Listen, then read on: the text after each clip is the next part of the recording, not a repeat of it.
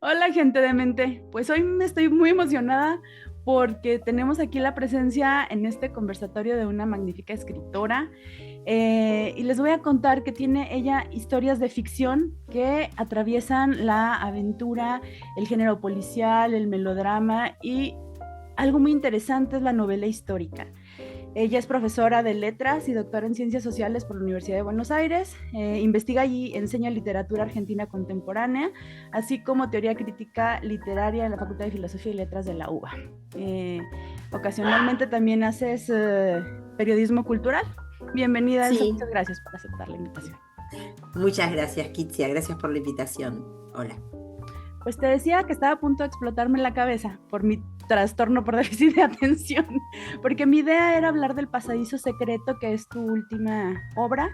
Eh, Luego por ahí me fui encontrando novelas muy, pues, interesantes, digo todas, pero con la que me topé primero, que fue La Patria de las Mujeres. Ah, Entonces, no la pude yo conseguir en formato físico, pero están en audiolibro en Gandhi. está en Entonces, audiolibro, sí. eso Y me está en tronó ebook más. Y también.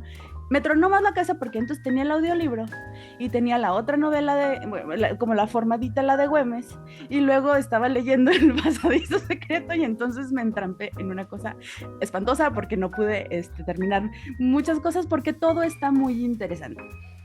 Y bueno, yo quisiera, en palabras tuyas, porque me parece bastante interesante todo lo que fui leyendo, empezar como por el principio. Después de este recorrido de autoconocimiento, me parece, ¿cómo definirías tú a Elsa Drucaro? ¿Quién eres? Uf, no sé mucho porque creo que todos y todas estamos todo el tiempo cambiando, deviniendo, siendo. Puedo decirte quién soy en este momento. Creo que, bueno, soy una mujer que dedicó su vida a la literatura, que se encontró en su vida con que su condición de mujer la ponía en un lugar particular, diferente y desjerarquizado en el mundo, y pensando todo eso, también pensándolo mucho porque tuve una madre que me hizo consciente de eso. Y porque la vida y el mundo me hizo consciente de eso, la otra definición mía es que soy una mujer feminista. Eh, Feminismo para mí no quiere decir queja, ni levantar, ni denuncia exclusivamente. Creo que feminismo quiere decir fundamentalmente hacerse cargo de la responsabilidad de exigirle al mundo no estar en una situación de desjerarquía, pero hacerse cargo, Claro. denunciando y protestando, pero también haciéndose cargo. O sea, ser feminista no es ser una víctima. Así que me dividiría eso, que soy una mujer, soy una intelectual, una mujer dedicada a la literatura, una feminista, soy una mujer que respeta profundo, soy anticapitalista, claramente anticapitalista. eh, Diría que soy marxista en el sentido de que he leído y estudiado a Marx, eh, y tengo una versión sobre lo que me interesa de Marx. Y bueno, ¿y qué más? Soy madre, que también es algo, es una de las cosas que me definen. Creo que soy artista, creo que el dedicarme a la literatura y al tener esta relación que tengo con la ficción, la construcción de personajes de otros mundos, estoy haciendo una actividad artística. Bueno, eso. Fíjate que en alguna ocasión platicando con Diego Sturwalk, decíamos él y yo, cómo es maravilloso que de repente personajes tan importantes de la historia como en su momento el Che Guevara o aquí en México el subcomandante Marcos, por ejemplo, tenían esta parte de escritura que de repente tuvieron obras de poesía o ensayos que Ujú. Sí, trascendieron sí, tiempos. sí, León Rosichner también tenía ensayos sí, sí. Y y poemas, poesía. tiene poemas. Pues, y mi pregunta aquí sería, ¿cómo encuentras tú, o si piensas que la literatura más que el propio movimiento tiene esta parte subversiva y también esta parte de llevar a la ficción algo que a lo mejor no puedes hacer en la realidad? Sí, la literatura es la pulsión de construir mundos otros con palabras. Esos mundos otros pueden ser historias, mundos mágicos, reales o parecidos a la realidad o no, pero son siempre otredades, es siempre usar las palabras para construir algo ajeno a lo que está, algo que de alguna manera siempre Adorno, el filósofo de la Escuela de Frankfurt, Teodoro W. Adorno, siempre decía que escribir, el acto mismo de construir otro mundo con palabras, ya sea un poema, ya sea una historia, lo que fuere, es siempre, decía él, una refutación de lo que hay, una manera de decirle no al mundo tal cual es. En ese sentido, y es una pulsión, a ver, universal, está en toda la historia de la humanidad y se produce en todos los grupos sociales. Como dice Adorno, entonces, construir un mundo otro con palabras es oponerse a la realidad tal cual es desear, por lo menos expresar la voluntad, el deseo de que el mundo no sea este que es. Y en ese sentido sí yo diría que el arte siempre es subversivo. En realidad, no solo la literatura construye otros mundos, todas las artes están armando su propia realidad, ¿no? La danza, por ejemplo, también está armando un espacio-tiempo en relación con el cuerpo que arma, que tiene su autonomía.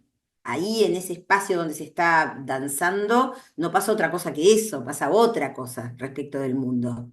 Entonces sí, el arte tiene eso, ¿Y en qué momento pero llega? no porque, no, perdón, no porque diga cosas políticas, no es que tiene que proclamar o hablar de las mujeres oprimidas o de los pobres del mundo, no, no es que tenga que, el solo hecho de que exista, de que haya una voluntad de crear un mundo otro, ya es refutar lo que está. Sí, claro.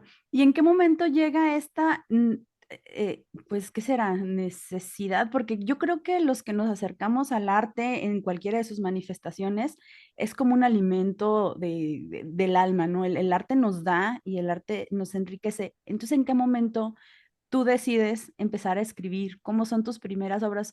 Y yo, qué sé yo, tengo una vocación muy marcada, desde muy, muy niña eh, supe que quería escribir. Y escribo desde muy chiquitita, qué sé yo, poemitas cuando era niña, cuentitos, redacciones para la escuela que se volvían cuentos. Desde muy, muy chica yo siempre supe qué quería hacer. Supe que quería enseñar y supe que quería escribir. Y sí, hay un momento después, bueno, a los 20 y pico de años escribí una novela que nunca se publicó y pues empecé a publicar tarde, cerca de los 40 básicamente porque no es fácil para una mujer, no era fácil, ahora es mucho más fácil, ahora hay otra visibilización y sobre todo se las toma en serio. Las mujeres en la literatura siempre estuvieron y muchas veces tuvieron lugares muy importantes en el mercado, pero lo que no pasaba era que se las tomaba en serio como escritoras, como se las Claro. valoraba como artistas. Eso no pasaba tan fácil. Pasaba en escasísimos casos y muchas veces después de muertas. eh, o bueno, algunas tenían esa suerte, pero la mayor parte, cuando tenían éxito, eran rápidamente colocadas en el nicho puramente comercial. No se les consideraba como artistas. Entonces, bueno, a mí me costó mucho ser tomada en serio, que es la primera novela que yo publico, salió cuando yo tenía más de 40 años y no fue tomada en serio.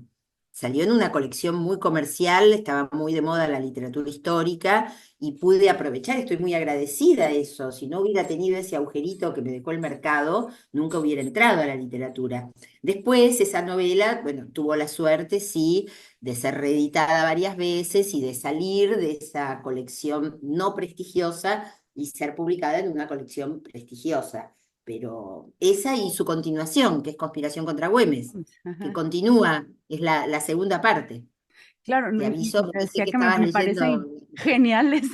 ¿Y nunca te viste tentada a utilizar con lo que Mary Shelley en su caso lo tuvo que hacer, de publicar con algún seudónimo? Porque tienes razón, o sea, la mujer en la literatura siempre estuvo considerada como una literatura aparte, secundaria, y algunas de las estrategias que muchas mujeres han utilizado, caso también de la escritora de Harry Potter, ¿no? La utilización de seudónimos confundiendo al lector como para que se sintiera que un hombre había escrito la obra.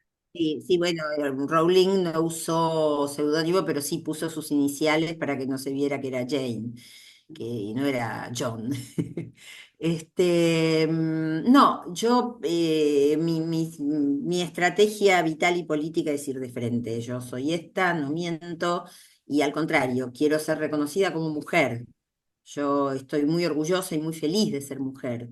Y quiero que se me tome en serio como mujer, no fingiendo que soy un hombre. Ya sé que es un camino difícil, pero bueno, eso no significa que juzgue las estrategias que han tenido otras mujeres, cada cual negocia, todos tenemos que negociar, pactar con el entorno de algún modo y bueno, cada cual elige las negociaciones que hace, ¿no? Tú describes en el libro del pasadizo secreto que de repente las cosas se ponen un poco densas en el periodo de Macri, si mal no leí, y tú tienes que verte forzada a salir de Buenos Aires para irte a Milán. ¿Es correcto? No, no, no, no, no, no. No, no fue así, perdón, A ver, Kitsia, no. sí. Eh, el pasadizo secreto cuenta dos viajes en simultáneo. Ujú. Un viaje del año 2019, cuando efectivamente está Macri en el poder, pero con Macri no hubo nadie que hubiera tenido que verse forzado para salir del país, realmente no hubo esa persecución política, sería una mentira decir eso, sería muy injusto, ¿no? Porque yo detesto el gobierno de Macri, pero eso no es verdad. Fue un gobierno con garantías democráticas elementales, con problemas graves y con, bueno, hubo un desaparecido que fue el caso de Santiago Maldonado, pero no, la dinámica no tenía nada que ver con esto, no, yo en 1983, en el último año de la dictadura militar, cuando mucha gente, sí, muchísima gente tuvo que exiliarse para salvar la vida, yo me fui al final de la dictadura militar, no para salvar la vida, me fui porque me fui porque de alguna manera, me fui porque me recibí y hice un viaje a Europa y decidí quedarme. Pero no, yo no me fui exiliada. Hubo mucha gente que se tuvo que ir exiliada, sí, pero Por- no yo. Y estamos hablando de la dictadura militar, de 1976 a 1983, ah, ok, no ok, del gobierno de Macri. va. Y entonces tú te vas a Europa y te vas a estudiar. Tienes allá la suerte de encontrarte Yo con... me voy, yo me voy a Europa como turista y allá tomo la decisión de quedarme y de estudiar. Decisión que después no puedo cumplir por un montón de cosas que, bueno, están contadas de algún modo en el libro, ¿no? En el libro. Ah, ok, sí, sí, porque tenía como esa percepción. Entonces, bueno, la siguiente pregunta sería, ¿en qué momento, porque a mí me parece como muy icónico en esta autobiografía, aparece en tu vida Luisa Muraro, que es una persona a la que dedicas mucho espacio en el libro y que compartes tú con ella y que de alguna manera también llega a ser un poco revelador, tanto su encuentro como las vivencias que tienes con ella ya, ¿no? Luisa Muraro es una filósofa feminista italiana, una de los pensadores, y sin distinción de género, digo los y las pensadores más importantes, más brillantes de finales del siglo XX y sin duda una de las pensadoras feministas más interesantes que yo he leído en mi vida. A Muraro yo la descubrí ya al regreso de Italia, leyéndola cuando tenía 30 años. Acá no estaba traducida y yo leía italiano, tenía un poco menos, tenía 27, 28 años. Yo leía italiano y porque había estado en Italia precisamente en este viaje, tratando de vivir allá. La descubrí y, como decimos en Argentina, me partió la cabeza, me voló la cabeza, no podía. Empecé a ver el mundo de un modo completamente diferente. Tuve un vínculo intelectual lejano que no fue personal con ella porque la seguí leyendo. Y en algún momento, cuando empieza a existir Internet, le mando una carta, pero es una carta en papel, una carta física. Consigo su dirección gracias a la web ella estaba en ese momento en la Universidad de Verona, y le mando una carta y ella me la responde. Tenemos un pequeño intercambio intelectual muy rico, muy importante para mí, que me ayuda mucho a seguir leyéndola, porque mi carta tenía preguntas y tenía objeciones también, tenía discusión. Ella me contesta y yo con esa discusión, con esas respuestas, hice yo muchas cosas en mi propio pensamiento. Y bueno, la seguí enseñando en la facultad, la seguí estudiando, y cuando en 2019 tuve que ir a Europa por una invitación, tenía una invitación para participar en un congreso en Varsovia, de la Universidad de Varsovia, dije, bueno, estoy acá, yo la quiero conocer. Le escribí y ahí sí tuvimos un vínculo personal. Por eso los dos viajes que cuenta El Pasadizo, que más que una autobiografía, no es exactamente una autobiografía, es un libro, por eso el subtítulo es Escenas de una autobiografía feminista, porque el libro está estructurado como dos viajes.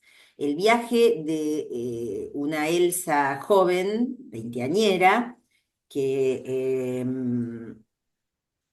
que viaja a Europa y decide quedarse, y la historia de esa muchacha que pasó la dictadura en Argentina, con todo lo que eso significa, y que estudió literatura en la Argentina y que fue docente en una escuela, que era una escuela relacionada con la teología de la liberación, que termina siendo aplastada políticamente por las fuerzas de ultraderecha de la Iglesia Católica. Entonces, por un lado, la experiencia de esa veinteañera que termina yéndose de Argentina. Por el otro lado, y ese viaje en Italia, que es un viaje muy conmocionante, con momentos de muchísimo aprendizaje vital, sexual, existencial, de experiencias muy fuertes. Ese viaje entonces de 1983, por un lado, de esa mujercita joven y en formación, que descubre el feminismo, porque eso sí, el feminismo como fuerza política, lo descubro en Italia. En Italia había tenido un enorme movimiento feminista, y cuando yo llego en el 83, la ola está empezando a retroceder, pero está bañada por todos esos efectos. Entonces, eso es una de las líneas. La otra es el viaje de 2019, que es el viaje de una mujer grande, que soy yo, que ya vivió muchas cosas, que tiene todo ese background, que ha leído toda su vida, o desde la veintena, desde el final de la veintena, a Luisa Muraro, y que va a ver a Luisa Muraro, y que se encuentra con Luisa, y sí, tenemos 10 días de charlas enormes, hermosas, muy profundas charlas y discusiones. Entonces, esas charlas de alguna manera atraviesan todo el libro. Por eso no es una autobiografía, es un libro fragmentario y derivativo que va de un tema al otro, derivando mucho a partir de las charlas con Luisa. Lo que yo quise trabajar ahí es la relación que hay entre el saber y la experiencia. O sea, quise que cada idea, cada discusión, cada concepto feminista que aparece ahí, que está contado, pensado, planteado, a veces explicado muy de modo didáctico, porque me interesa ser comprendida y ser didáctica, estuviera enredado, es cada una de estas ideas, en mi propia experiencia, mi propia memoria. Y es un camino de saber hasta qué, bueno, se llama El Pasadizo Secreto, porque Luisa Muraro, en un momento, cuando la conozco y le cuento, yo viví en esta ciudad cuando era muy joven, y fue una experiencia muy intensa, muy poderosa en mi vida. Ella me dice, y bueno, y le digo, no, y ahora te veo a vos y vamos a hablar, y yo no sé qué libro voy a escribir. Y me dice, vas a escribir el libro que encuentre el pasadizo secreto que une a estos dos viajes. Y de alguna manera, bueno, el libro es el camino hacia ese pasadizo, que efectivamente aparece, y aparece también revelando cosas que, aunque son personales, yo deseo que puedan servir hacia afuera también. Claro, y de hecho así se siente la lectura del libro, como que nos llevas también a nosotros, los lectores, adentro de ese pasadizo y te sientes en esta conexión, por eso a lo mejor esto de, bueno, de qué estamos hablando, ¿no? De la Elsa del 1980, de la actual, estas conversaciones. Y me gusta mucho también cómo la escribes a ella, porque no nada más son las conversaciones, sino uno puede imaginársela en su, eso que hablas de Es, sus ojos es un celestes. personaje. Sí, su mirada, la manera en que de repente tú dices algo y captas su atención, es, es rico. Eh, ahorita que dices cómo es que te descubres y que te enriqueces feminista, yo quisiera preguntarte, Elsa, ¿qué tan difícil ser o más bien cómo se vive ser feminista en estos tiempos donde personajes como Donald Trump, por ejemplo, que desafortunadamente acaba de ganar las elecciones en Estados Unidos, o otras personas como Agustín Laje, que ha desacreditado totalmente el feminismo en sus discursos cuando él los narra, de vivirse como feminista y no como esta reacción de histéricas resentidas, como ellos lo han comentado, en estos tiempos? Sí, mira, yo creo que era mucho peor ser feminista antes que ahora. Más allá de que ahora, bueno, que Trump o Laje o Milei puedan hablar con todo ese odio y con toda esa exhibición de su fantasía de machos jerárquicos, durante décadas el feminismo era eso, era considerado eso no solo por los hombres, por las propias mujeres. Cuando yo decía que era feminista y tenía 30 o 40 años, muchas mujeres me decían, ay no, yo no soy ni feminista ni machista. Entonces yo les tenía que decir, bueno, mirá, el machismo es un prejuicio, el feminismo es una ideología política. Además, a lo mejor vos no sos feminista, pero no podés decir que son las mismas cosas.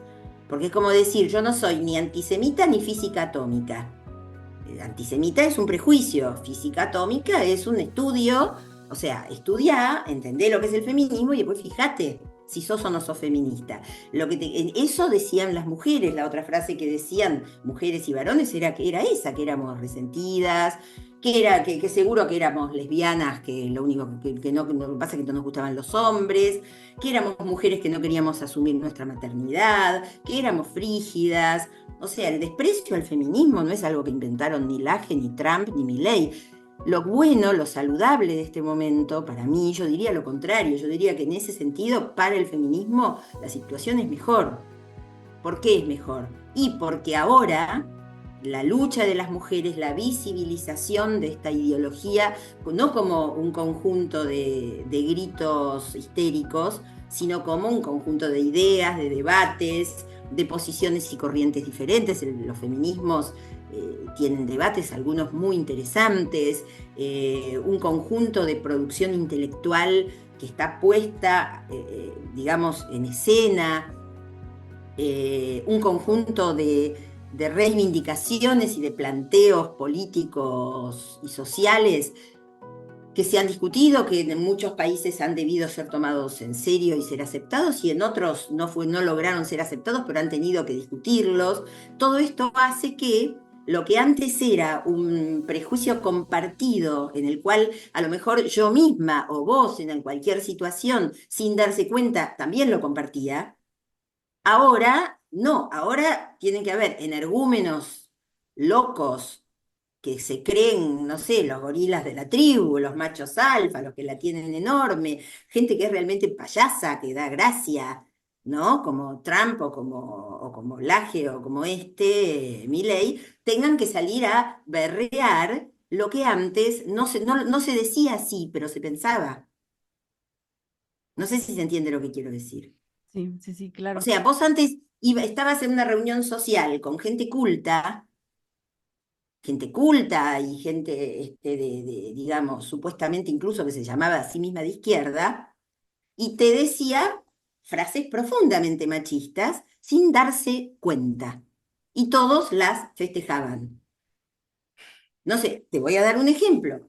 Hay cuando la guerrilla socialista en Uganda hay entra a un convento y hay una violación, hace una violación masiva de monjas, lo cual es un horror y un espanto, y que han hecho todos los ejércitos y todos los grupos armados de hombres en toda la historia de la humanidad, cuando entran a un lugar, poseer violentamente a las mujeres como un modo de decir hemos conquistado.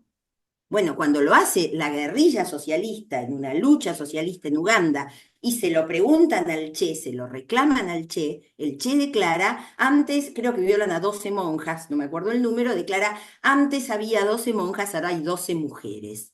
Esa frase no tenía sanción social. Esa frase yo podía venir de ver una película de Ingmar Bergman, tener al lado libros, de tener Pedro Páramo de Rulfo y ser una mujer muy culta y estar en una reunión y alguien decir, ¿vieron lo que dijo el Che? Antes había 12 monjas, ahora hay 12 mujeres, y yo también sonreía. Ujú. ¿Por qué? Porque lo que estaba en el aire era, porque el machismo era un prejuicio socialmente compartido, era una certeza. Hoy no es una certeza, por eso Trump grita y llama la atención cuando grita. Porque, quiero decir, a mí me parece que este es un momento interesante para el feminismo. Que la aparición, que estos tipos tengan que salir a gritar claramente. No, las mujeres son histéricas, inferiores, que lo tengan que decir claramente, muestra que nosotras hemos logrado imponer una agenda. Claro, porque si no, no necesitarían gritarlo, se daría por hecho. Claro, ya no se da más por hecho. Y ya, digamos, bueno, sí, hay, por supuesto, hay toda una contrarreacción al feminismo que ha agudizado la misoginia, el odio a las mujeres, la burla y todo eso, pero es la contrarreacción a algo que está. Y hay muchos hombres que han pensado cosas que no habían pensado nunca, gracias Ujú, a claro. lo que hemos logrado nosotras. Estaba escuchando en una entrevista que diste, creo que el año pasado, acerca de un ensayo que escribes que es La Fémina Infame, que es, Fémina Infame, sí. sí, ¿verdad? Fémina Sobre Infame. Roberto Arlt, sobre un escritor argentino que se llama Roberto Arlt. Claro, ajá. Y tú comentas, y me pareció sumamente interesante esto, cómo de repente los hombres están aferrados a hacer una lectura de la mujer como si conocieran qué es ser mujer. Y tú también dices, el momento más bonito es cuando él en su narrativa dice, no sé, me puedo imaginar, pero no sé, ¿no?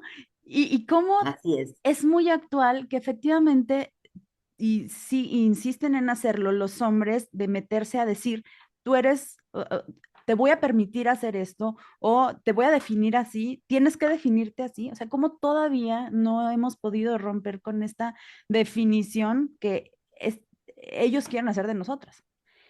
Es que hay algo muy estructural, muy atávico, muy profundo y que está inscrito en el inconsciente patriarcal, pero tanto de los hombres como de las mujeres. Es patriarcal y es machista, pero lamentablemente es lo que nos conforma tanto a los hombres como a las mujeres. Y es esto que te voy a decir ahora. Los hombres, la diferencia sexual se define más o menos así. El hombre tiene pene, la mujer no tiene pene, no tiene nada, tiene un agujero. La oposición pene versus agujero es una oposición del sentido común. Esa oposición es un delirio, o sea, la mujer no tiene un agujero, la mujer tiene una genitalidad que crece hacia adentro, que es enormemente compleja. Una genitalidad que en vez de colgar entre las piernas, se extiende adentro con una enorme complejidad. Agujero hay en la boca, la vulva no es un agujero. Que haya un canal de paredes pegadas no significa que ahí haya un agujero, que haya, además hay labios, hay clítoris, y ese canal deviene en trompas, útero, etcétera. O sea, la palabra agujero ya es una definición masculina. Esto que estoy diciendo lo descubre una enorme filósofa feminista que se llama Luz Irigaray, una belga, que hace un libro monstruoso, enorme, monumental, más que monstruoso, que se llama Speculum de la otra mujer, donde lee la filosofía occidental toda y lee a Freud también, y los busca como sus lapsus, los lee como lee Derrida, los lee buscando cómo ese texto habla de sus propias fisuras, de sus propios miedos. Y lo que ella descubre ahí es que hay digamos que la mirada patriarcal es realmente una mirada desde la vista. Como no ve nada entre las piernas de una mujer, dice que no hay nada. Lo que no se ve no existe, cosa que es absolutamente absurda. Eh, como no ve, dice que no hay. Entonces, ese decir no hay, ese definirnos como agujero, ese negar, porque es una negación, la complejidad de lo que sí tenemos y es distinto, no es lo mismo que ellos, eso es un acto de violencia de la palabra sobre nuestros propios cuerpos y sobre la percepción de quiénes somos.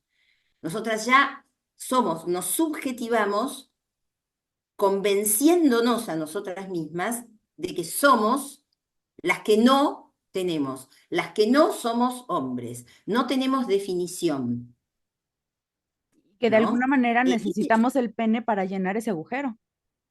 Claro, lo cual es otra cosa que es súper interesante. Necesitar el pene para llenar ese agujero lo necesitamos si queremos procrear, lo mismo que un hombre necesita nuestra vulva para que se produzca su eyaculación y con su semilla y mi semilla se construya un nuevo ser humano. En ese sentido lo necesitamos. Para el placer no lo necesitamos necesariamente.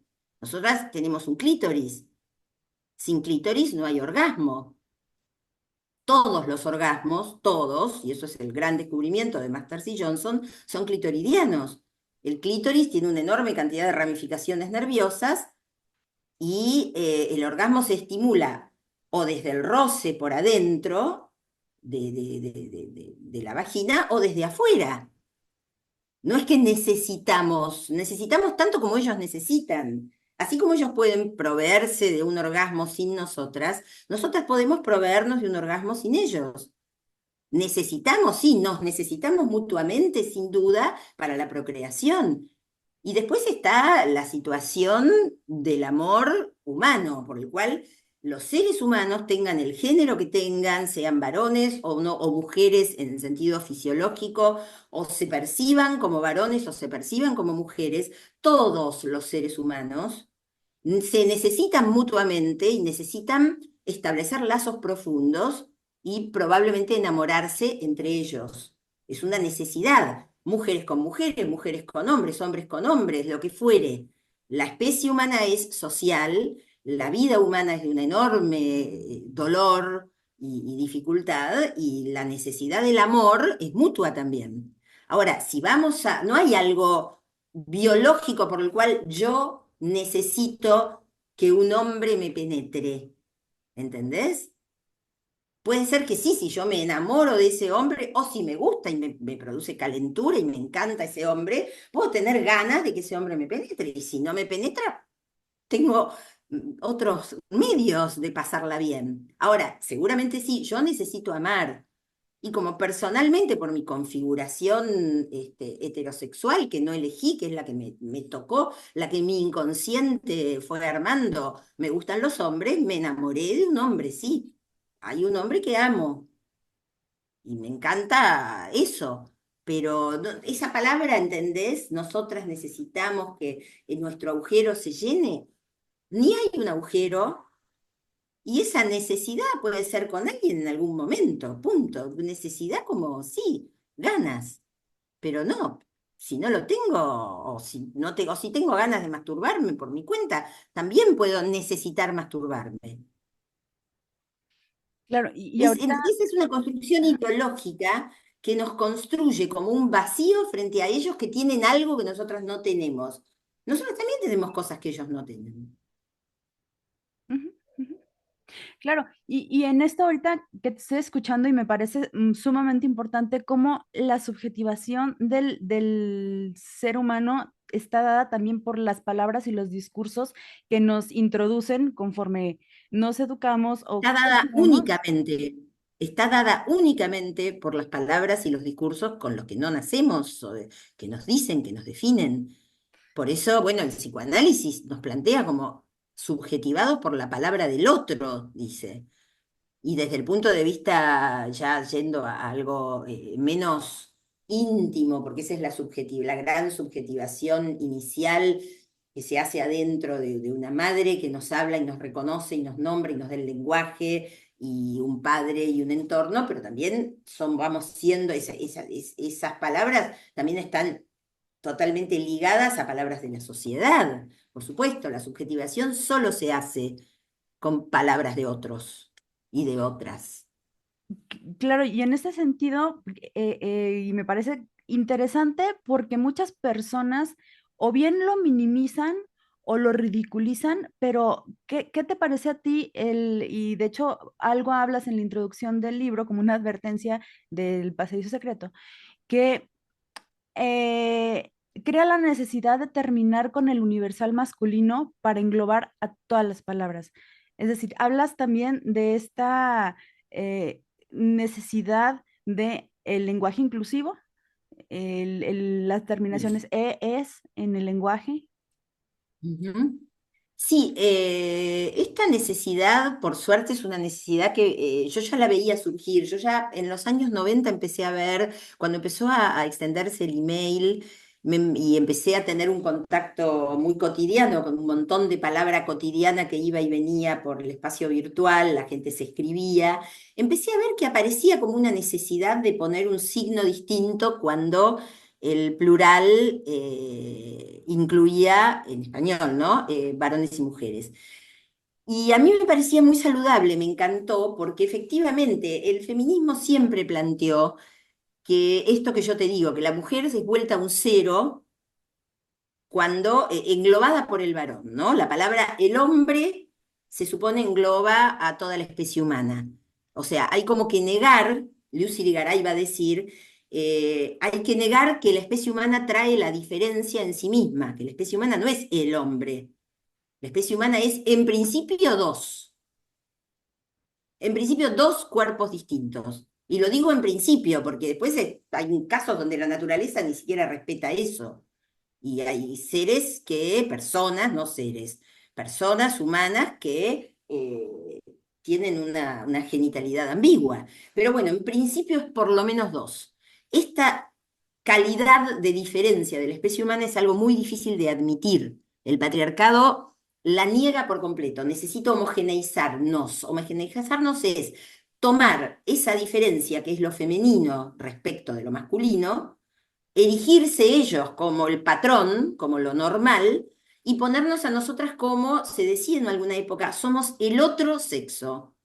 O sea, hay un sexo y el El otro. otro. Simone de Beauvoir empieza planteando esto en el segundo sexo. El segundo, el otro. El normal es este. Vos tomás un libro de biología, un libro de anatomía, y hay una lámina sobre el sistema, el aparato digestivo, y el aparato digestivo, por ejemplo, es un aparato que es básicamente parecido o igual estando en un cuerpo como estando en el cuerpo de un hombre.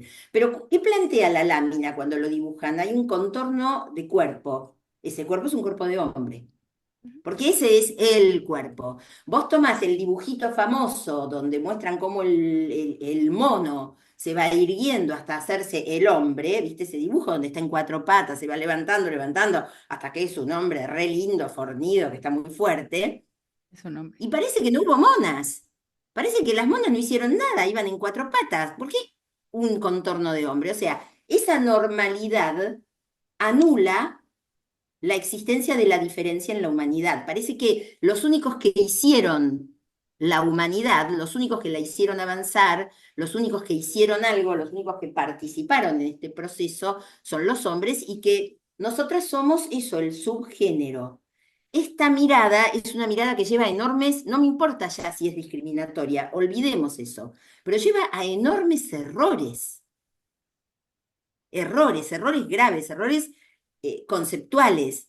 Si yo he trabajado, por ejemplo, pensadores brillantes, qué sé yo, Michel Foucault, y tomás de pronto un texto, una afirmación que hace con mucha certeza en su historia de la sexualidad, y afirma eso sin darse cuenta que eso que afirma vale solo para la mitad de la humanidad de ese momento, no para la otra mitad.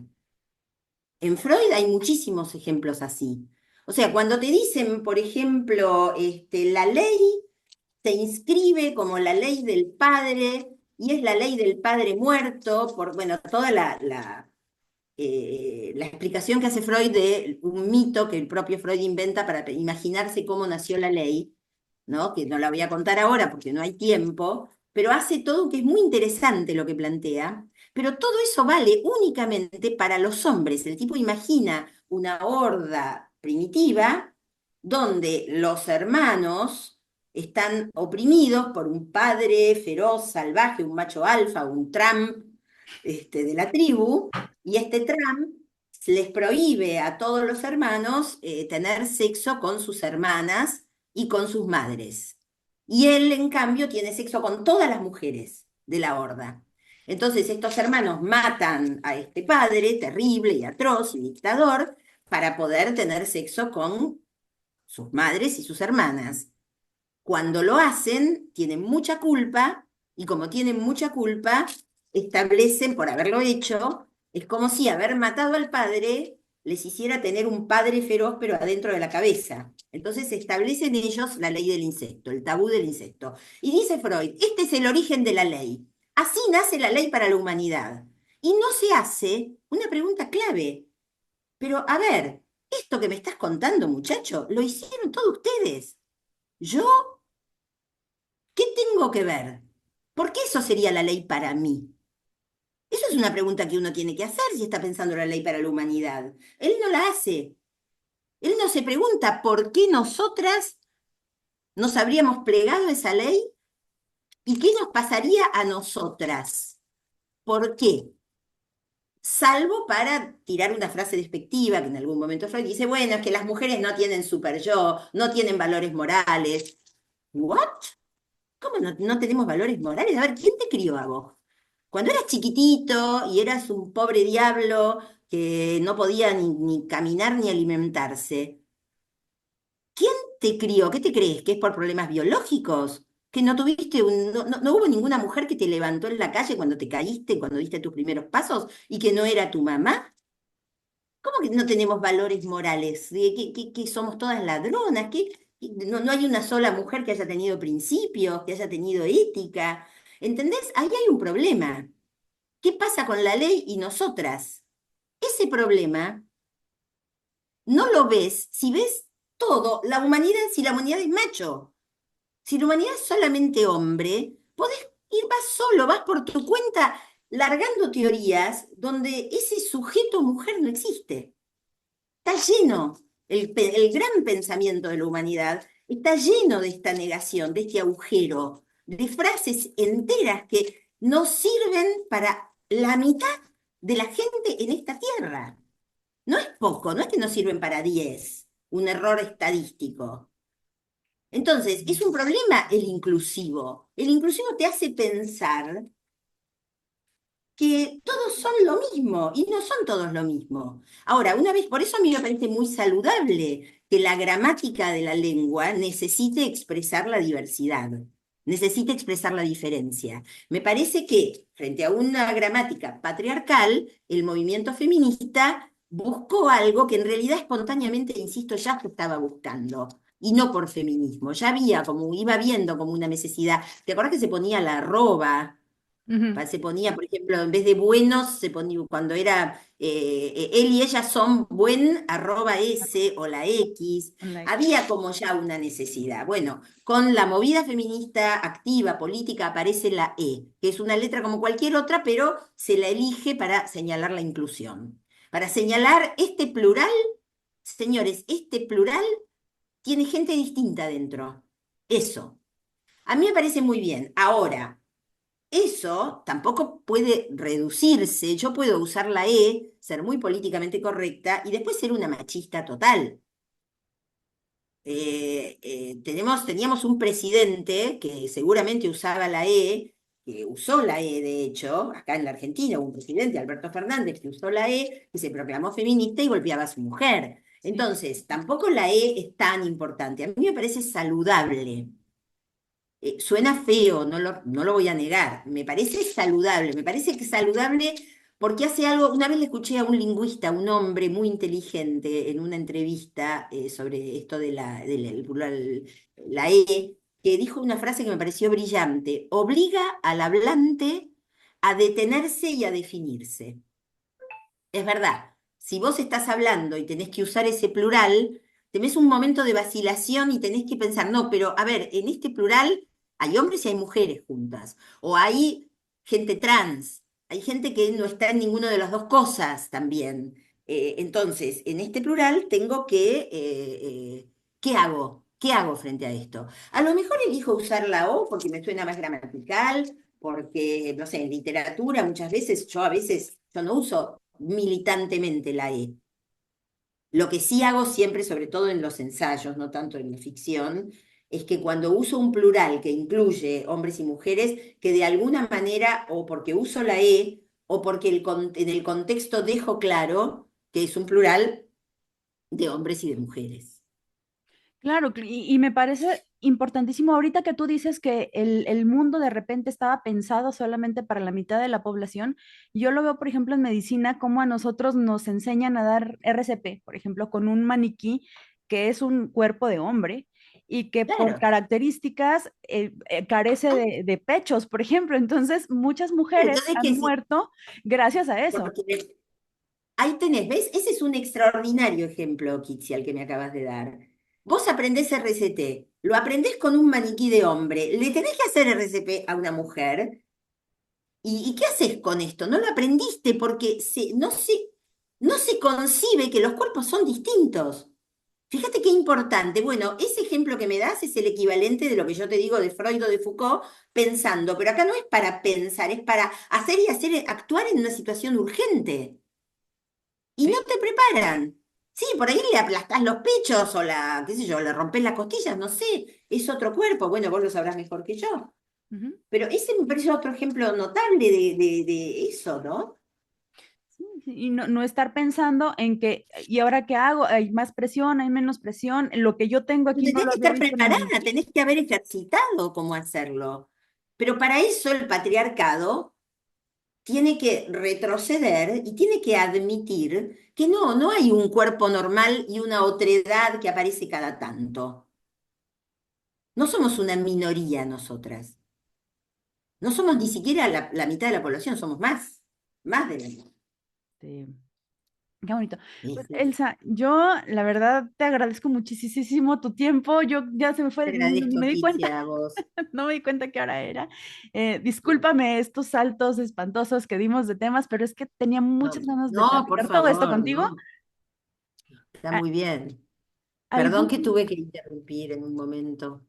No te preocupes. ¿Algún mensaje final? Yo a todos los conminaría a ir a tu literatura, que es bastante amplia y en verdad, se los aseguro, se enganchan. Yo me enganché, les digo, escuché uno, leí el otro y de así me iba, ya tengo mucha tarea para todo el mes, pero invitarnos también a que adquiramos el pasadizo secreto es sumamente interesante. De la concientización y también el cambio de paradigma que estamos viviendo hoy día las mujeres me parece importante y Elsa es para mí un referente personal desde la primera vez que tuve acceso a su literatura y en las múltiples también entrevistas y conferencias que se encuentran disponibles en YouTube. Yo a eso los invitaría. Es un mensaje final para la audiencia. Sí, cerraría con una frase en un momento tan oscuro y tan horrible como el que está viviendo la humanidad. Eh, bueno, en México hay otra luz, otra perspectiva, ojalá funcione, pero en un momento como este, donde además cierta ultraderecha está usando la palabra libertad como sinónimo de la alienación mercantil, como sinónimo de ser esclavo del mercado o esclava del mercado y del ascenso social y de las reglas feroces y crueles del imperio de la mercancía y del capitalismo en un momento como este. Me gustaría decir una frase que yo le escuché muchas veces decir en esos 10 días a Luisa Muraro, que es que la gente es más libre de lo que cree, usando la palabra libertad ahora no como libertad de mercado, sino como ser libre de seguir nuestro deseo en la medida en la que nuestro deseo eh, confluye con la potencia nuestra y la potencia de la comunidad. La gente es más libre de lo que cree, quiere decir que tenemos posibilidades de inventar cosas aún en las situaciones más terribles, como ha hecho siempre la humanidad. Tenemos posibilidades de crear y de inventar, solo que no nos damos cuenta. Así que les diría a las mujeres y a los hombres que escuchen esto, eso, que piensen qué pueden hacer de libre, qué cosa libre pueden hacer, qué treta, qué trampita le pueden hacer a las cárceles que nos impone la sociedad para igual hacer algo que respete nuestro propio deseo. Eso sería. Que somos más libres de los que creemos. Va. O sea, se puede perder lo ganado. A mí me preocupa de repente estos discursos de Sí Trump. se puede perder todo el mundo. Sí, las sociedades humanas tienen un montón de ejemplos de retrocesos atroces que no se puede entender cómo ocurrieron. Claro que se puede perder lo ganado y las mujeres podemos perder nuestros derechos, pero aún en la peor situación somos más libres de lo que creemos. Aún en la peor situación podemos inventar algo y resistir. Pero sí, se puede perder lo ganado, lamentablemente. Pues ya está, yo les agradezco a todos haberse quedado hasta este momento. Acuérdense de suscribirse, darle clic a la campanita y todo lo que ustedes saben hacer. Gracias, hasta la próxima. Gracias, Kitia. Hasta luego.